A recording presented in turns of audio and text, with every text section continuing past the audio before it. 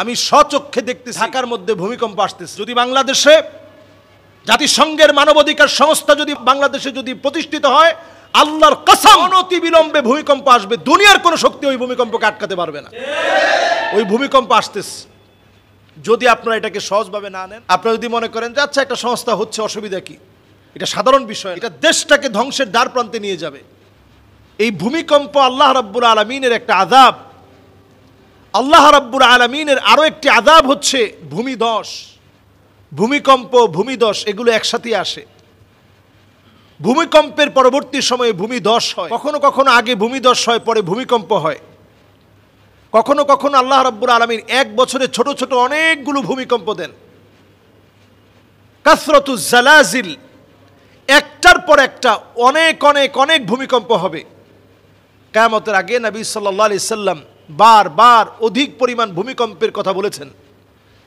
অধিক পরিমাণ ভূমিকম্প হওয়ার অন্যতম কয়েকটি কারণ আছে। এই কারণগুলো এখন আমাদের সমাজে পুরোপুরি বাস্তবায়িত হয়েছে,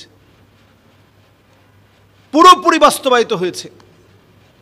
ইয়াস্তাহিল্লুন আল হিরা ওয়াল হারির ওয়াল মাআজিফ ওয়াল কাইনাত, গান বাজনাকে মানুষ হালাল মনে করবে, হারাম পোশাককে মানুষ হালাল মনে করবে, মদ খাওয়াকে মানুষ হালাল মনে করবে।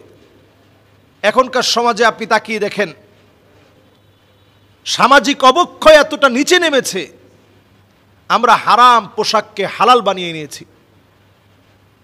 মানুষের কি এত অভাব পড়েছে, রুচির এত অভাব আমাদের ভিতরে। ছেলেরা এখন মেয়েদের মতো গলার ভিতরে অনেকগুলা চেইন, কানের ভিতরে দুল, ভুরুর ভিতরে দুল, জিহ্বার ভিতরে রিং, চোখের ভিতরে লেন্সটাকে পরিবর্তন করে ভিন্ন একটা কালার বানানো।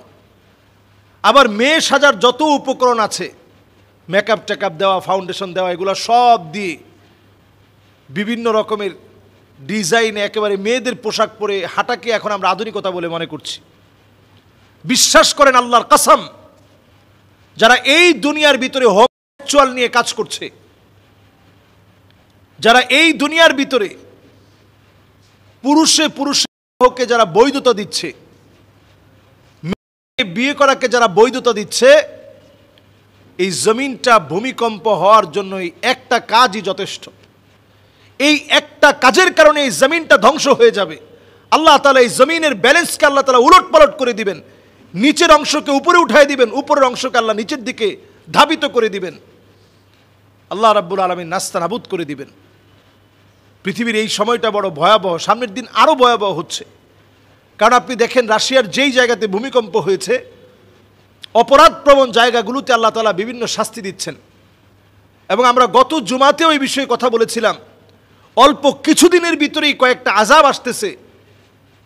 আমরা দেখতেছি যে কিছুদিনের ভিতরেই, যেদিন এই কথাটা বলেছি তার দুদিন পরেই আমেরিকাতে একটা বিমান বিধ্বস্ত হওয়ার উপক্রম থেকে আল্লাহ তাআলা বাঁচিয়ে দিয়েছে।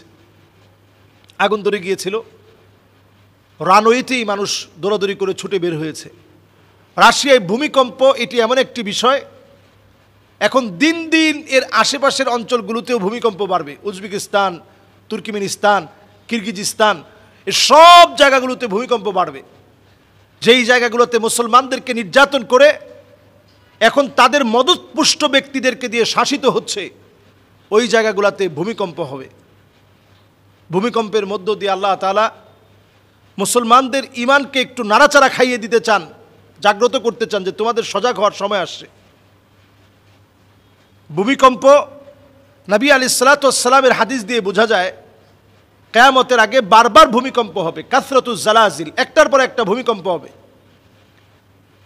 ফালিয়ারতাকিবু ইনদা যালিকা রিহান হামরা, বাতাসের সঙ্গে আগুন আসবে। আগুন এটা পৃথিবী কয়েকবার দেখছে, আবারও পৃথিবী দেখবে।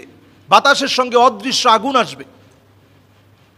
আমরা এই পৃথিবীর ফুসফুসকে জ্বালিয়ে দিয়েছি, এজন্য বাতাসের সঙ্গে আগুন আসতেছে। এমনকি বাংলাদেশের কিশোরগঞ্জের বিভিন্ন হাওরের ভিতরে পর্যন্ত এই আগুন আসছে। মানুষ কেউ জানেই না যে আগুন ধরল কেমনে, উৎস কি। এই অদৃশ্য আগুন চতুর্দিকে ছড়িয়ে পড়বে।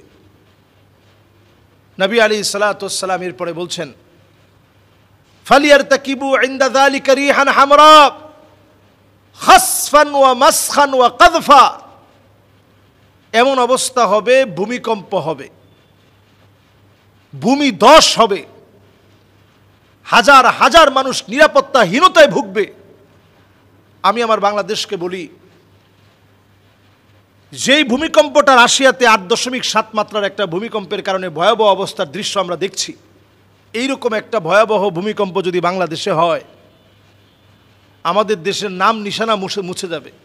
আগামী 100 বছরের জন্য বাংলাদেশটা পিছিয়ে যাবে।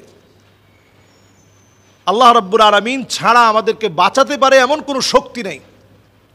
টেকটনিক প্লেটগুলো আমাদের দেশে সরে গিয়েছে, মাঝখানে ফাটল দেখা দিয়েছে। ভূমিকম্প শুধু রাশিয়ায় না, অচিরে আপনারা খবর নিবেন, খবর পাবেন ভারতে একটা, এই ভূমিকম্পে কেঁপে উঠবে এবং ভারতের বিভিন্ন দিক একেবারে মূল দিক থেকে বিভক্ত হয়ে যাবে।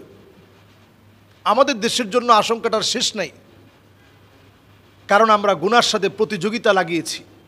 প্রতিনিয়ত কে কার চাইতে বেশি গুনাহ করতে পারে সেই প্রতিযোগিতা আমরা করছি।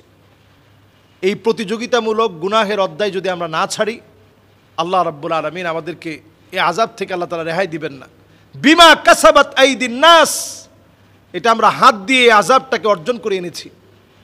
কোরআনুল কারীম আল্লাহ তাআলা বলছেন, আওয়ালা ইয়ারাউনা আন্নাহুম ইফতানুনা ফি কুল্লি আমিন মাররাতান আও মাররাতাইন সুম্মা লা ইয়াতুবুনা ওয়ালা হুম ইয়াযাক্কারুন।